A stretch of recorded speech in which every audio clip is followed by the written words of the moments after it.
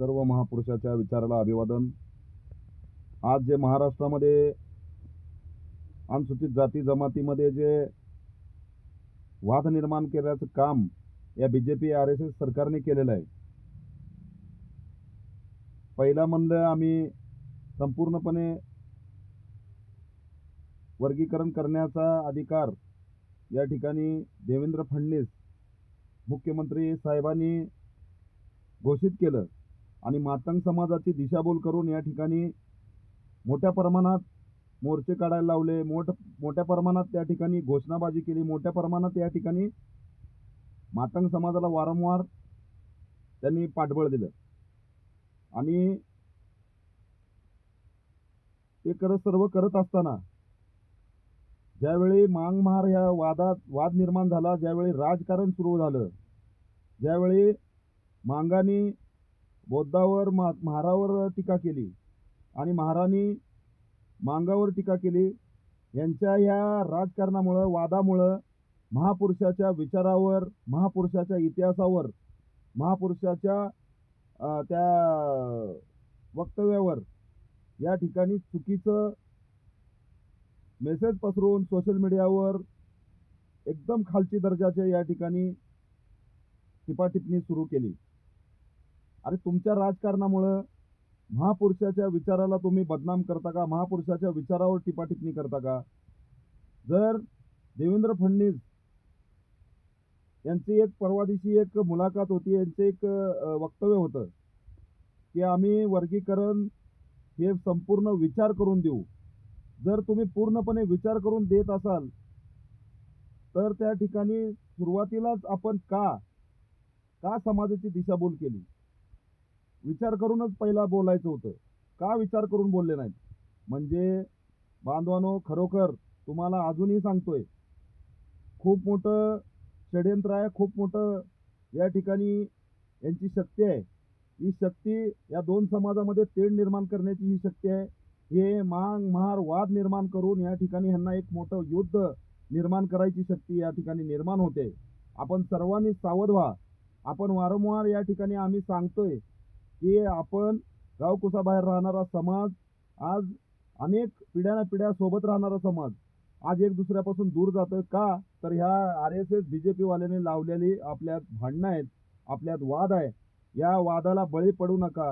आपण विश्वरत्न महामानव डॉक्टर बाबासाहेब आंबेडकरांच्या संविधानामुळे या ठिकाणी ताटमानाने जगतोय, ताटमानाने वागतोय। परंतु जर आपल्याला काही मागणी मान्य करून घ्यायचं असेल किंवा आपल्याला जर या ठिकाणी कुठल्या सुविधा भेटत नसेल तर आपण या ठिकाणी ह्या शासनाला, प्रशासनाला, या सरकाराला, ह्या इथल्या असणाऱ्या व्यवस्थेला आम्हाला हे कमी पडतंय आणि आम्हाला जास्त हवं असं जर आपण मागणी केली तर आपण एकत्रच मिळून मिसळून या ठिकाणी आपण राहणार। परंतु आजच्या हल्लीच्या राजकारणामुळं, काही नेत्यामुळं, काही दलालामुळं, काही आरएसएसच्या भांडगुळामुळं आपण एक दुसऱ्याला विरोध करतोय, एक दुसऱ्याच्या विरोधात जातोय, आपण जातीजातीत तेढ निर्माण करतोय। बांधवानो, समजून घ्या, परिस्थिती समजून घ्या। खरोखर आज आम्ही महाराष्ट्रावर बघतोय, एवढ्या खालच्या दर्जाची या ठिकाणी टिपाटिपणी होते, एवढ्या खालच्या दर्जानं या ठिकाणी वक्तव्य केलं जातंय। मातंगाला बुद्धाला, मातंगानी महार समाज, मातंग समाज हे वेगवेगळ्या तऱ्हेने वेगवेगळ्या आपल्या महापुरुषाच्या विरोधात आपण बोलतोय, बाबासाहेबाच्या विरोधात बोलतोय, अण्णाभाऊच्या विरोधात बोलतोय, लहुजी वस्ताद साळवेंच्या विरोधात बोलतोय। आपण कुठं तर आपली भूमिका चुकीची आहे, कुठं तर आपण चुकीच्या मार्गाने जाऊन या ठिकाणी काहीतरी लोकांच्या बळी पडतोय। खरोखर हे षडयंत्र वळका। यांचं राजकारण जाऊ दे चुलीत। आपण या देशात राहतो, आपण महापुरुषाचे आपल्या ह्या देशाला विचार लागल्यात, क्रांतिकाराचे विचार लाभल्यात। यांचे हे आपल्यामध्ये भावंडामध्ये भांडणं लावायचे काय कारण असेल किंवा हे कशामुळे निर्माण होतंय? तर आपण खरोखर विचार न करता एखाद्या कुठल्याही गोष्टीला बळी पडतोय, एखाद्या यांनी चालवलेल्या डावाला बळी पडतोय। आपण विचार करा, विचार करून आपण या ठिकाणी आपल्या जे काही म्हणणं असतील, जे काही आपल्या विचार असतील, जे काही आपलं काही असू द्या, आपण त्या ठिकाणी एकत्र येऊन विचार करून या ठिकाणी ही संपूर्ण बाप समजून घेणं गरजेचं आहे. तरच आपल्या ह्या दोन समाजामध्ये तेढ निर्माण होणार नाही. माझ्या सर्व या ठिकाणी दोन्ही समाजातील वरिष्ठांना विनंती करतोय, आपण हे वाद थांबवायचा प्रयत्न करा. खरोखर काळ खूप खूप वाईट होत चाललेला आहे.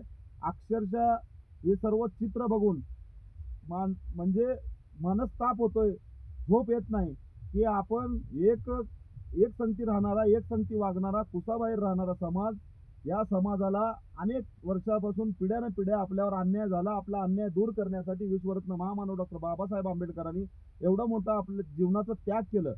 परंतु ते त्याग, हे बलिदान, त्यांचं जे केलेलं कष्ट आहे, या ठिकाणी त्या कष्टाला कुठेतरी तडा लावण्यासाठी किंवा हा मातंग समाज विश्वरत्न महामानव डॉक्टर बाबासाहेब आंबेडकरांच्या विचारापासून लांब नेण्यासाठी, बाबासाहेब आंबेडकरांच्या विचाराला हा मातंग समाज बैमान झाला असं भासवण्यासाठी हा सर्व प्रकार सुरू आहे. बांधवांनो, खरोखर वेळ वळकून घ्या, काळ वळकून घ्या.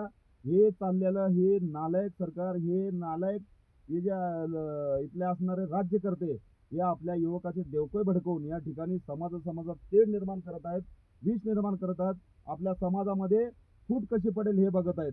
तरी माझी सर्वांना विनंती आहे, आपण वेळेचं हे ठेवून आपण काळ समजून घ्या, ह्या लोकांनी चालवलेलं षडयंत्र समजून घ्या. हे सर्वांना कळकळीची विनंती आहे. बांधवानो, विश्वरत्न महामानव डॉक्टर बाबासाहेब आंबेडकर असतील, क्रांतिपिता लहुजी वस्ताद साळवे असतील, अण्णाभाऊ साठे असतील, लोकशाहीर अण्णाभाऊ साठेंनी एवढं आपल्याला सांगून गेलंय, जग बदल घालून घ्याव सांगून गेले मत भीमराव. परंतु हे फक्त वक्तव्य आपल्याला कानापुरतं नाही, तर आपल्याला या युवकामध्ये बिंबवावं लागणारा, या समाजामध्ये आहेत, परंतु हे लोक नवीन. आपण बघा, पोचीराम कांबळेंनी एवढं मोठं या ठिकाणी विश्वरत्न महामानव डॉक्टर बाबासाहेब आंबेडकरांचं नाव विद्यापीठाला मिळावं म्हणून स्वतःचं बलिदान दिलं. जय भीम जय भीम घोषणा करत या ठिकाणी त्यांचं जीवन यात्रा संपवली. परंतु आजकालच्या जे आपल्या समाजामध्ये चालत असलेले रुढ्या पिढ्या अंधश्रद्धा याला महत्त्व देतोय. आपण जर बाबासाहेबांचे विचार अंधश्रद्धेपासून लांब जावा, सत्यता जर मांडत चाललो, तर आपण चुकीचं, म्हणजे खरोखर बाबासाहेबांच्या विचाराला लांब नेण्याचं काम या ठिकाणी सुरू आहे.